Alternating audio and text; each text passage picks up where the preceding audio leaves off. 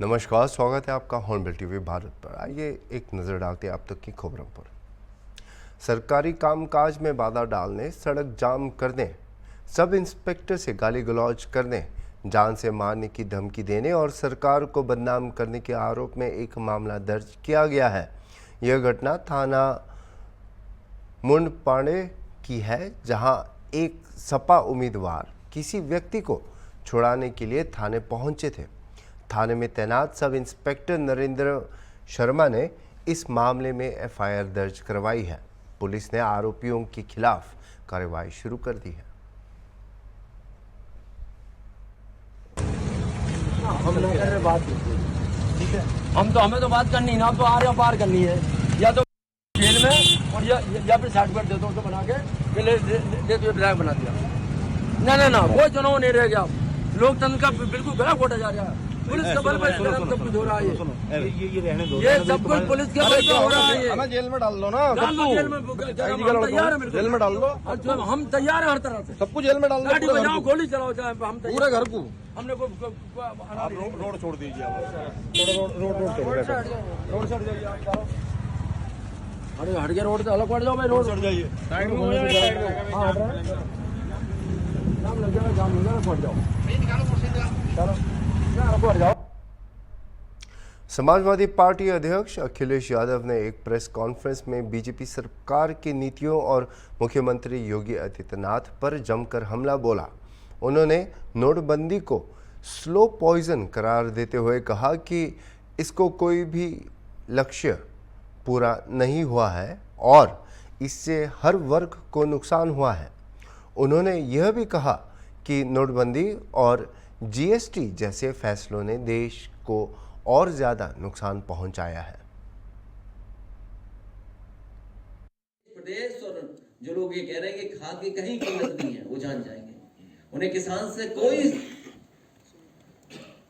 कोई उनको प्रेम नहीं, किसान से। ये लोग तो केवल पहले बोरी में चोरी कर रहे थे, पूरी बोरी चोरी कर ली। कहीं नकली खाद पकड़ी जा रही है, और जो नकली खाद पकड़ी भी जा रही है, जो खाद माफिया है, वो सब बीजेपी के लोग हैं। बीजेपी के लोग मिलकर के खाद माफिया के साथ ये सब काम कर रहे हैं। नोटबंदी पर समाजवादी पार्टी संसद में क्या ये सवाल खड़ा करेगी कि इसके क्या लाभ हुए, क्या नुकसान हुए? अगर आप कहीं उम्र कम करा दो तो खजांची को मैं सदन ले जाऊं। इससे बड़ा प्रमाण कोई हो तो बताओ।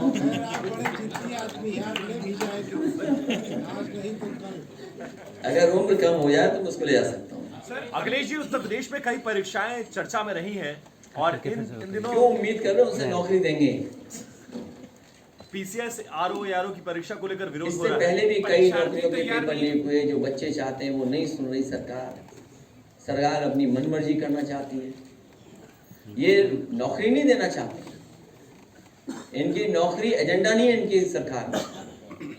मैं के लिए क्या कहेंगे जब महाराष्ट्र में नेताजी ने जवाब तो पूरा हो जाने दो यार, देना चाहता हूँ। वो इम्पोर्टेंट था सर, वो पूरा कर दीजिए। परीक्षाओं वालों पर बोल दीजिए, छात्र परीक्षा आंदोलन कराने करने चाहिए, की नियत नहीं है सरकार की वो परीक्षा कराने की।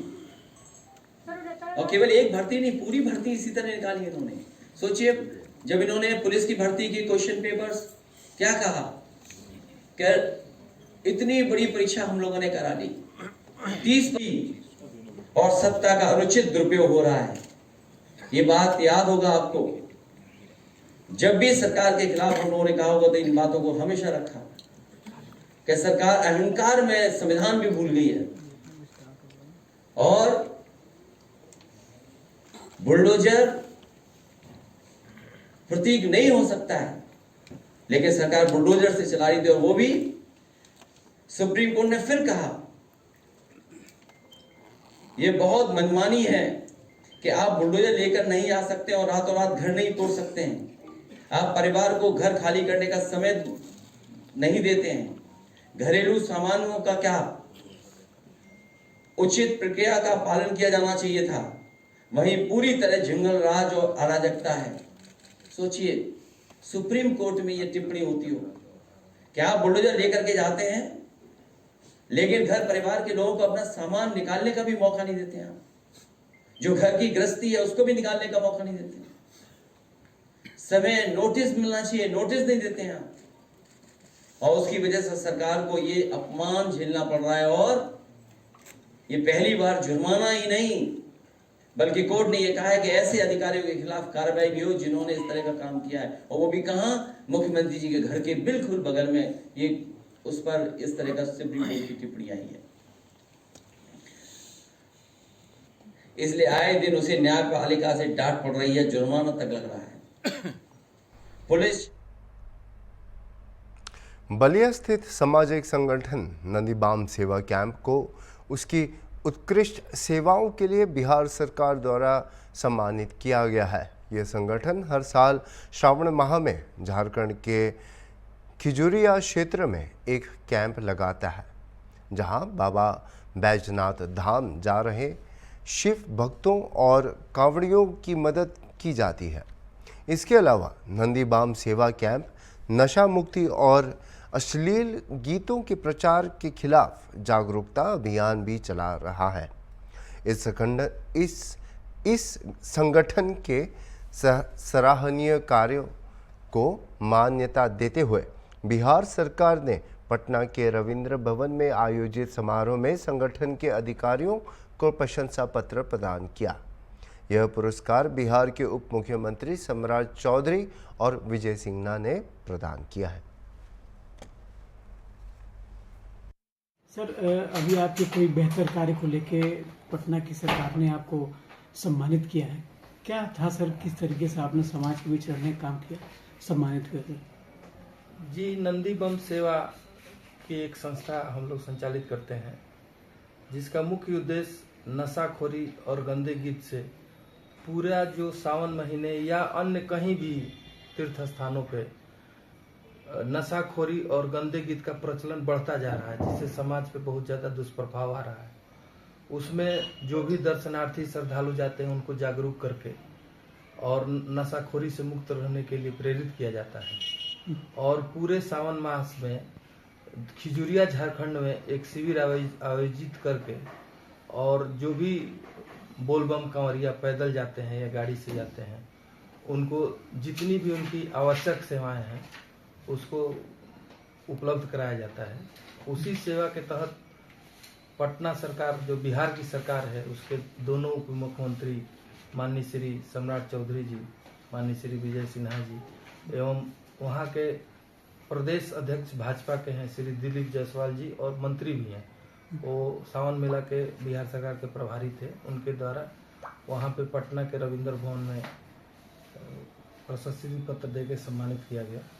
सर, कैसे आपके अंदर ऐसी सोच जागृत हुई जिससे कि आप समाज के बीच रहने का प्रयास करने लगे? ये श्रद्धालुओं के लिए आप इतना नेक कार्य करना शुरुआत कर दी। एक तरफ युवा नशाखोरी की तरफ जा रहे हैं और आप उसको खत्म करने की दृढ़ इच्छा बना लिए हैं। कैसे ये सब प्रेरणा आती है सर आपको? प्रेरणा हम लोग 1996 से बाबा धाम पैदल यात्रा करते हैं, और यात्रा करने में हम लोग देखते थे कि छोटे छोटे बच्चों को भी लोग बाबा का प्रसाद कह के और कुछ नशाखोरी की तरफ प्रेरित करते थे। वही देख के हम लोग के मन में विचार आया कि ये जो हो रहा है इससे समाज पर बहुत ज़्यादा दुष्प्रभाव आ रहा है। छोटे बच्चे नशाखोरी की तरफ प्रेरित हो रहे हैं। छोटे बच्चे होंगे, वो बड़े होंगे, फिर वो दूसरे को करेंगे, फिर वो दूसरे को करेंगे, क्योंकि नशाखोरी करने के लिए कोई ट्रेनिंग इंस्टीट्यूट नहीं होता है, न कहीं लिखा रहता है कि आप नशाखोरी करिए। लोग एक दूसरे को देखकर और दूसरे के द्वारा प्रेरित होकर नशाखोरी, कोई भी नशा हो, आप घर में ही हैं, अगर आप कुछ करते हैं तो आपका बच्चा देखता है तो वहीं से सीखता है। पहली ट्रेनिंग तो घर ही में होती है। तो हमारा सबसे ये भी निवेदन है कि अपने स्वयं नशाखोरी बंद करें, तभी जाके बच्चों में नशाखोरी बंद होगा और तभी जाके समाज में नशाखोरी पूरी तरह से बंद होगा। सर, कब से आपने इसकी शुरुआत की थी और कब तक चलेगा आपका ये अभियान? जी, ये शुरुआत हम लोग 2008 में हम लोगों ने इस अभियान को शुरू किया था। 2015 से हम लोग शिविर को आयोजित करते हैं, और ये जीवन पर्यंत हमारी कोशिश रहेगी कि हमारे बाद भी जो इस संस्था के संचालित करें वो भी इस कार्य को आगे बढ़ाएं। ठीक है सर, हम उससे बात करने के लिए बहुत उदाहरण हम बताना चाहेंगे अपने चैनल के माध्यम से कि बलिया जिले के रहने वाले इन्होंने बिहार सरकार में पटना में जाके अब बलिया का नाम रोशन किया। काफ़ी हम लोग को बलिया वासियों को काफ़ी खुशी का एहसास हो रहा है। बहरहाल आपका अभियान ये लगातार चलता रहे। हम लोग से बात करने के लिए सर बहुत बहुत धन्यवाद। छत्तीसगढ़ के काटगोरा में कलचुरी जैनवल समाज द्वारा भगवान सहस्त्रबाहु जयंती के अवसर पर राज्य स्तरीय कार्यक्रम का आयोजन किया गया। मुख्यमंत्री विष्णुदेव साय इस कार्यक्रम में भी शामिल हुए। कार्यक्रम में स्वास्थ्य मंत्री श्याम बिहारी जैनवाल ने भगवान सहस्त्रबाहु की कहानी के माध्यम से इस धार्मिक आयोजन का महत्व बताया। मुख्यमंत्री विष्णुदेव साय ने समाज की 3 प्रमुख मांगों को पूरा करने का ऐलान किया। काटगोरा के सामुदायिक स्वास्थ्य केंद्र को 100 बेड के अस्पताल में बदलना, काटगोरा बाईपास चौक का नाम भगवान सहस्त्रबाहु के नाम पर रखना और उनकी प्रतिमा की स्थापना करना। सुपर स्पेशलिटी हॉस्पिटल का शुभारंभ किए हैं हमारे स्वास्थ्य मंत्री जी के प्रयास से, आदरणीय हमारे प्रधानमंत्री जी किए हैं। लेकिन फिर भी कटघोरा बड़ा जगह है, तो यहाँ पर जो अस्पताल है उसका उन्नयन करते हुए 100 बिस्तर का अस्पताल निर्माण हो, इसकी मैं घोषणा करता हूँ और इसको आपके समाज के गौरव ही पूरा करेंगे। में समाज के द्वारा भगवान सहस्त्रबाहु जयंती समारोह का आयोजन किया गया था। तो इस अवसर पर मैं सभी समाज को, पूरे छत्तीसगढ़ वासियों को भगवान सहस्त्रबाहु जयंती की बहुत बहुत बधाई देता हूँ, शुभकामनाएं देता हूँ और समाज का मैं आभारी हूँ। उन्होंने इस जयंती समारोह में हमें आमंत्रित किया और समाज उत्तरोत्तर विकास करे और भगवान सहस्त्रबाहु का आशीर्वाद छत्तीसगढ़ के ऊपर हमेशा बना रहे। छत्तीसगढ़ में खुशहाली हो, छत्तीसगढ़ में सबके घर में सुख और समृद्धि। अभी जम्मू कश्मीर वाली बात को आपने आगरा लखनऊ एक्सप्रेसवे पर एक दर्दनाक दुर्घटना में एक पर्यटक बस जो मथुरा से मुंडन समारोह के बाद लौट रही थी, एक खड़ी डंपर से टकरा गई। हादसा थाना नसीरपुर के पास हुआ, जहां चालक के सो जाने के कारण बस दुर्घटनाग्रस्त हो गई। इस हादसे में 5 लोगों की मौत हो गई है, जबकि 1 दर्जन से अधिक लोग घायल हो चुके हैं, जिनमें बच्चे और बुजुर्ग भी शामिल हैं। मुख्यमंत्री योगी आदित्यनाथ ने मृतकों के परिवारों के प्रति संवेदना व्यक्त की और अधिकारियों को राहत कार्य तेजी से करने का निर्देश दिया है। उन्होंने घायलों के उचित इलाज का भी आदेश दिया और पीड़ित परिवारों को सभी आवश्यक सहायता देने की भी बात कही है। हाँ, ये एक्सप्रेस वे पे जो है नसीरपुर थाना पड़ता है, वहाँ पे जो है एक घटना घटित हुई थी और बस में जो है सवार लोग थे, उसमें पलटने की वजह से जो है काफ़ी लोग घायल हुए और 5 लोग की मृत्यु हो गई और 5 मृतक जो है मरते आगे कर दिया गया है पोस्टमार्टम हेतु। और यहाँ पे 9 लोग आए थे जिनको ट्रीटमेंट चल रहा है और एक की स्थिति खराब थी, तो उनको जो है आगरा रेफर कर दिया गया है।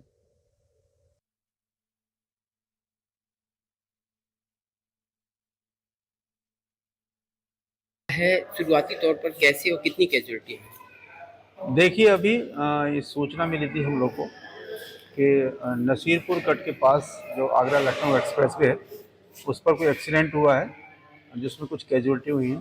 तत्काल थाना पुलिस और आसपास की फोर्स वहाँ पर मौके पर पहुँची और जो भी मौके पर जो इंजर्ड थे उनको तेज़ी से एम्बुलेंस के माध्यम से भिजवाया गया। इसमें शुरुआती उसमें 5 लोगों की अब तक डेथ हुई है। जो लोग शेष लोग इंजर्ड थे उसमें से कुछ लोग 5 लोगों को यहाँ से रेफ़र भी किया गया। ये जानकारी हुई है कि ये लोग मथुरा से और लखनऊ वापस जा रहे थे। इनका जो ड्राइवर था उसने रास्ते में किसी स्थान पर खाना खा के कुछ शराब इत्यादि का सेवन संभवतः किया है और क्योंकि जो गाड़ी पहले से वहाँ ख़राब हुई थी और जिसको उन्होंने अथॉरिटी एक्सप्रेसवे वालों ने उन्होंने उसका वाटर मार्किंग भी वहाँ पर कर रखी थी, उनके वाटर बैरियर लगे हुए थे। इसके बावजूद जिसने पीछे से उस गाड़ी में टक्कर मारी है, तो निश्चित रूप से ड्राइवर की लापरवाही की वजह से एक्सीडेंट हुआ है ये और जिसमें ये 5 कैजुअलिटी हुई हैं। शेष लोग हैं उनका भी उपचार किया जा रहा है। मथुरा वृंदावन से। मेरा नाम दीपक है। दीपक, क्या हुआ था? सर, हम लोग मथुरा वृंदावन से आ रहे थे वापस लखनऊ के लिए। हमारी गाड़ी, हमारा ड्राइवर सो गया, कैसे क्या हुआ नहीं पता। खड़ी ट्रक हाईवे के किनारे गाड़ी खड़ी थी, उसमें जाके लड़ गई, पूरी गाड़ी क्षतिग्रस्त हो गई। हमारे साथ के जितने लोग थे सारे घायल हैं, उसमें 4 लोगों की मृत्यु हो गई। कहाँ की घटना थी? ये फिरोजाबाद है, आगरा से 49 किलोमीटर आगे आ गए थे लखनऊ की तरफ। कौन सी गाड़ी थी, कहाँ से कहाँ जा रहे थे आप? हमारे ट्रेवलर बस थी, लखनऊ के लिए जा रही थी। हम लोग लखनऊ के रहने वाले, वृंदावन से घूम के वापस आ रहे थे।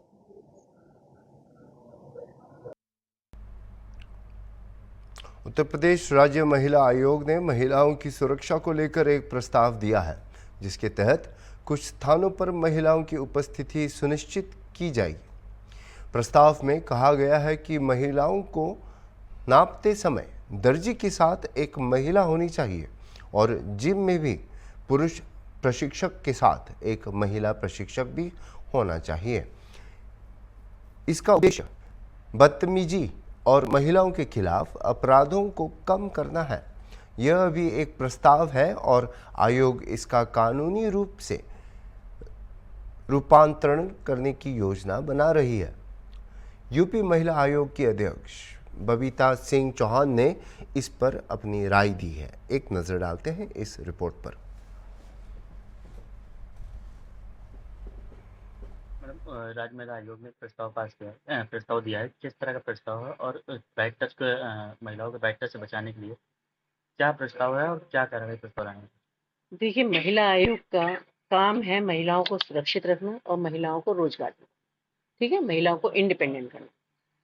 क्योंकि महिला आयोग की अध्यक्ष हूँ, इसलिए जैसे कि जिम है, जिम में मेरे आए दिन, क्योंकि हमारे पास बहुत सारे केसेस ऐसे आते हैं कि जब वो बैड टच की बात आती है या वो वीडियो वायरल करने की बात आती है या फोटोग्राफ्स की बात आती है, तो वहाँ बहुत तकलीफ होती है ये देख के।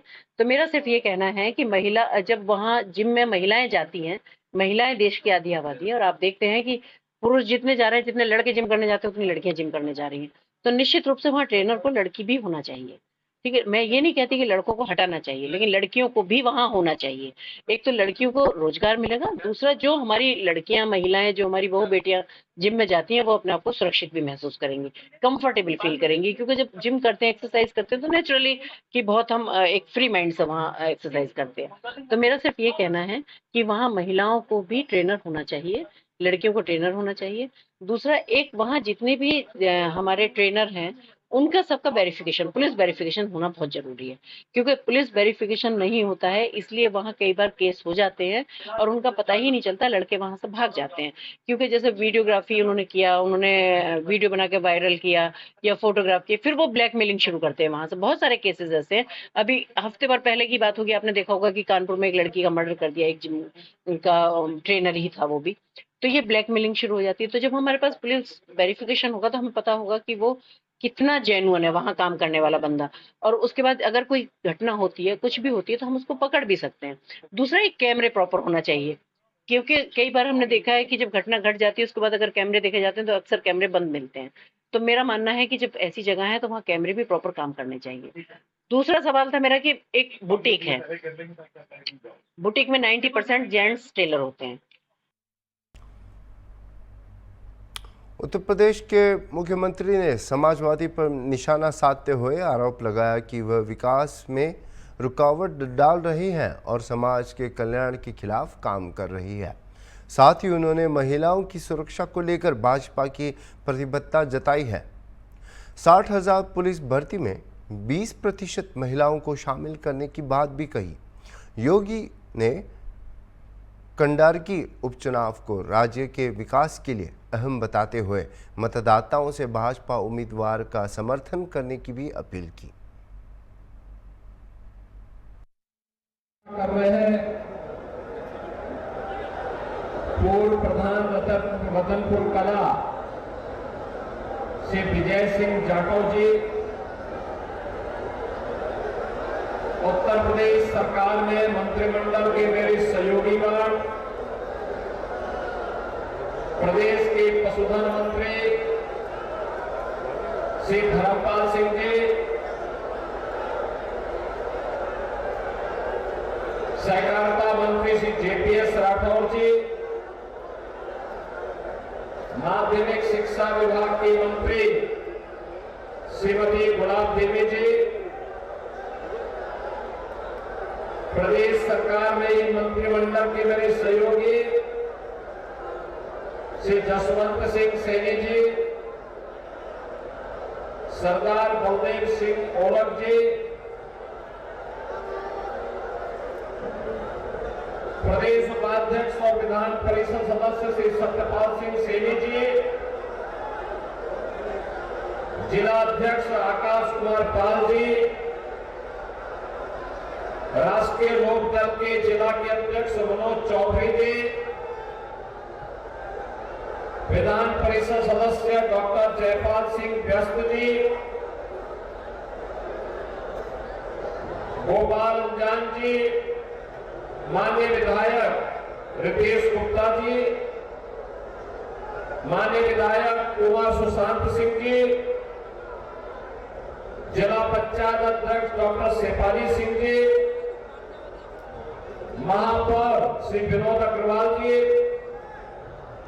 महानगर अध्यक्ष श्री संजय शर्मा जी, भारतीय जनता पार्टी राष्ट्रीय लोकदल के सभी पदाधिकारीगण, सभी माननीय जनप्रतिनिधिगण और भारी संख्या में कुंदरकी विधानसभा क्षेत्र से उपस्थित भारतीय जनता पार्टी के प्रत्याशी और लोकप्रिय जुझारू नेता श्री रामवीर सिंह को अपना आशीर्वाद प्रदान करने के लिए उपस्थित मेरे भाइयों भाइयों,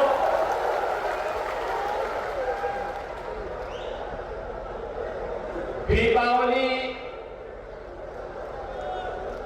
के 5 दिवसीय कार्यक्रम को सकुशल संपन्न करने के बाद